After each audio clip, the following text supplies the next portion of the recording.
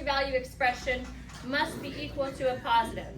So let's write that with like a little formula.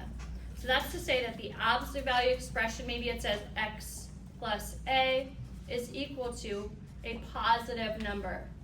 We'll say, let's think of a positive number, like 5. Okay? Not true. Would be this one. X plus a is equal to negative 5. Why is that? The absolute value represents distance from 0. So if you ever get that the absolute value itself is equal to negative, that's not true, and it means that there's no solution. But for this one, we set it equal to x plus a equals 5, or x plus a equals negative 5. These would be your two values that you would proceed to solve. And so that's the basics. Let's actually get into it. We'll do a level 1, a level 2, and a level 3 together. Sound good? Okay, here's level 1.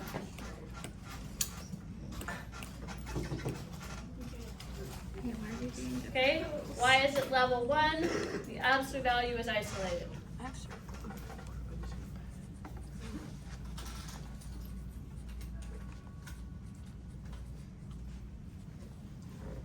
Isolated, means that it's by itself on one side of the equal sign. And so it might say something like this. The absolute value of 5 minus 3x is equal to 22. And so we see that it's the absolute value equals 22. Is the absolute value equal to a positive? Yeah. Yes. So then we don't need to think too hard. It's just like this. We're going to say that it's equal to 22. And separately, 5 minus 3x is equal to, what else is 22 units away from 0? Negative 22. So see how we're changing just the answer part? Let's make a special note about that. Just change the answer part, not the inside. Okay, are we changing what was inside the absolute value? No, because what's inside the absolute value doesn't change. But if I had that 5 minus 3x was equal to negative 22, that would be inside the absolute value still. And then when you have that number negative 22 inside the absolute value, that evaluates to the positive. Blah, blah, blah, blah, blah. Let me remind you how to say this expression. When we're looking at an equation and we want to solve it, we start with the letter x, or the variable shown. In this case, x. So this is x right here. You agree? Your eyes are here looking at x. And what's happening to the x? Well, first it's this negative 3. This is negative 3 what x? Times. This is x times negative 3. Then what with the 5? What is the 5 doing here? It's adding, because it's a positive 5. So the way that I'm going to read this is x times negative 3 plus 5. You have to know the operations happening to x to undo them in the correct order. So the first thing I said was times by negative 3. The second thing I said was plus 5. We need to go in reverse order. So we need to get rid of plus 5 and then get rid of times by negative 3. Do that now. I think you can. I just want to go make sure that we're all on the same page. Can I use your pencil? Let's keep our hands to ourselves. No, not you, Levi.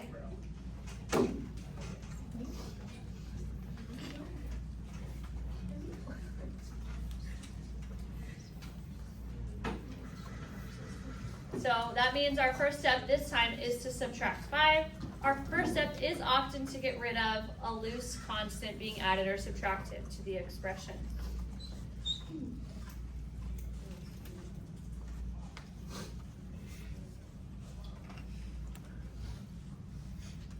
Okay, and now you know our next step is to do what? Tell your neighbor. Negative 3, right? Jeez, I'm so strong.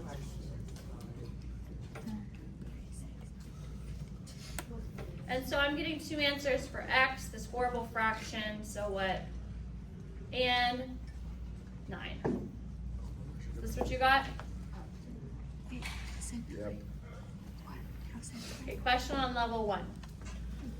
Okay, that didn't really feel very level 1, did it? But that's what level 1 feels like. So in level 1, you don't have to do anything to isolate the absolute value. It's ready to go. Ready for the new step. Yeah, and then negative 27 divided by negative 3 is positive. Okay, let's look at level 2.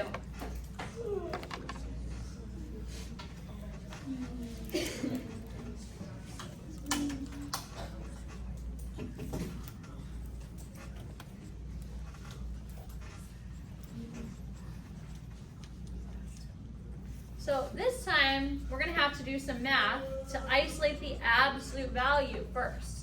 So we're going to need to isolate the expression in the absolute value before we begin. And I'm going to set it up in a way that's most confusing for students, similar to how I set this one up, backwards. So what does it say? It says 4 minus 2 absolute value. We'll keep it simple. X plus 1 equals negative 18.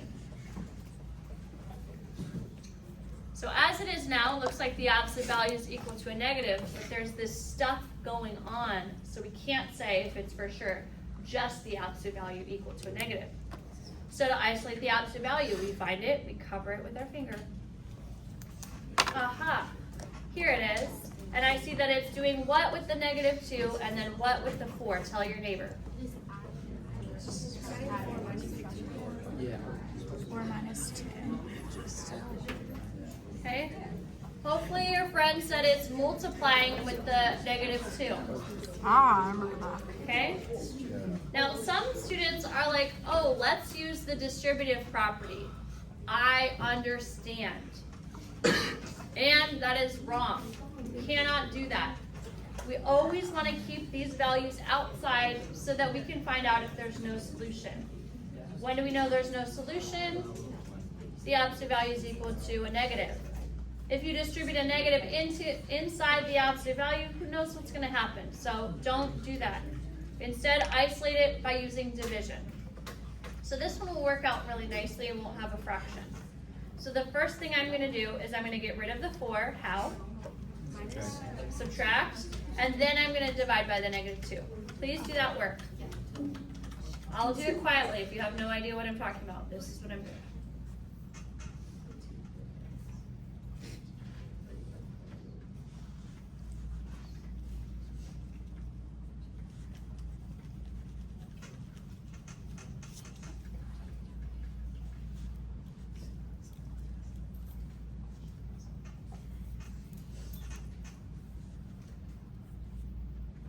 Okay, did you get here?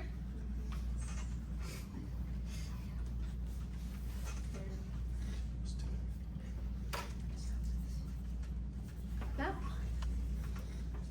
Okay. Some of you guys will respond to me, and others are just giving me the like, I don't know what's going on, I can't tell. So I subtracted 4 divided by negative 2, and now I have absolute value is equal to 11. Yeah. 11 is positive, I'm feeling good about this, now I just keep going. What's my next step? Split it into x plus 1 equals 11, x plus 1 equals negative 11. It's here that some students will feel overconfident and forget to show their work. Please just go ahead and get the right answer. If you know that it's right, good. If you have any guesses, just show your work.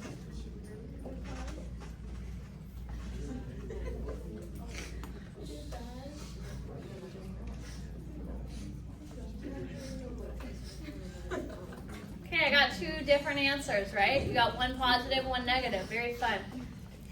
How are we doing? Great. Wait, does this mean you're ready for level 3? Yes. Okay. So for level 3, we're having a potluck, okay? Yeah, isn't that fun? Okay. I'm gonna bring the main dish. Wait, Miss Pinto. Yes? For the last one, you put, when you split it up, does it matter if the negative 12 goes before the 10? Oh, no. Or no? That doesn't matter to me. I just happen to write the negative 1 first. I sometimes will do the smaller number first. Oh. Okay.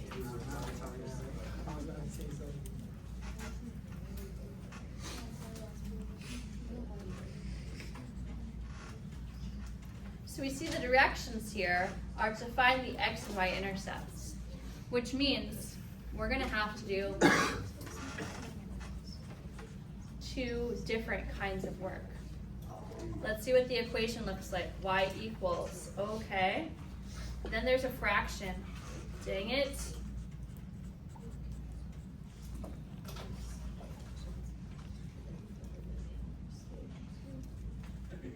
Okay, can you see it?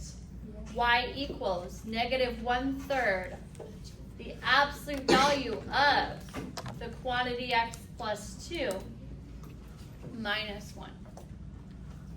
So we see, okay, we have to bring something to the party. What are we going to bring? A 0 is right. So for the x-intercept, who becomes 0? You're bringing it to the table. I know, I submit a work order for those. Who's up there? Right? It's a little ghost. I don't know. So, for our x-intercept, thank you for keeping your hands to yourselves, girls. Yes. Let's use our memory or look back at it. Who is going to be 0 in the x-intercept? The y is 0. Very good. So that's the information we have to bring to the table. You were not told that. You were told that it's an x-intercept, so this is the information you bring to the table. So then let's do that work. That's going to be 0 equals -1/3 quantity x plus 2 in absolute value minus 1. And you're looking at this and you're already feeling stressed because of the fraction, but stay calm. Right? Maybe you just need to let it go because it might not be that bad. So here's the absolute value. We have to isolate it. We're going to definitely do what? +1. Add 1 for sure. Start there. Start there. Now we have 1 is equal to -1/3 quantity x plus 2. Okay. Remind your neighbor the reciprocal that we need to multiply by.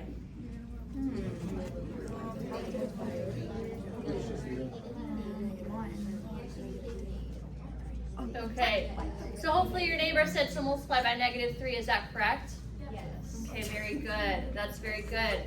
So that's giving me the number -3 is equal to the quantity x plus 2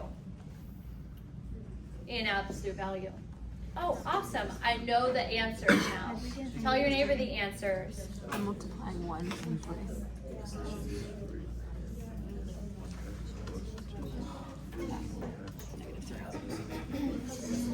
And now it equals the absolute value. We're having some debate. What are the answers? No solution. This is level 3. You had to know this, bring it to the table, do all that math, and then interpret your answer to understand what it means. We're seeing that we got the absolute value is equal to negative. That's not true. If that had been +3, we would have been fine. We would have set it equal to -3 and gotten our answers, but it wasn't. So this has no x-intercepts. None. Oh, okay. But it will have a y-intercept. This is a different dish that you're bringing to the table. It still involves what special value? 0. 0 in a new location. 0 for what? X. Very good. So let's do that arithmetic now. Is it mental math? Oh, I don't know. Okay. Can you see over onto this side or not? Yes. Okay. For my y-intercept, I've got -1/3, 0 plus 2, minus 1. You know 0 plus 2. That's just 2. You know the absolute value of 2. That's just 2. Do you know 2 times negative 1/3? I think you do. I think you do. Negative 1/3 times 2? How many 1/3 are there? 2/3. Okay. Negative 2/3 minus 1. Are they both negative? Do you know the law for addition with negatives? You add and do what? Keep the sign the what? Same. Okay, tell your neighbor the law, because only like 2 students do the law. 2 negatives, you do what?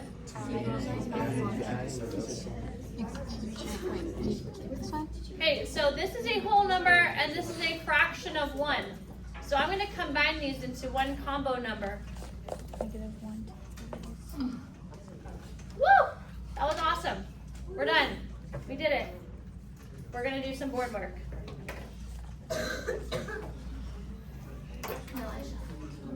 So when I say board work, I mean you can find a partner, stand at any vertical whiteboard surface, you can erase whatever you see there, that's fine.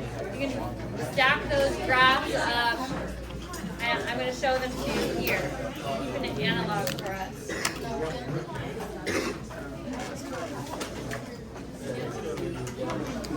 Are we going whiteboard or board or no? Yeah, we can. I don't care. What do you think? I just There's a board right there. Oh. Just scan them. No, we'll go right here. We're going right here.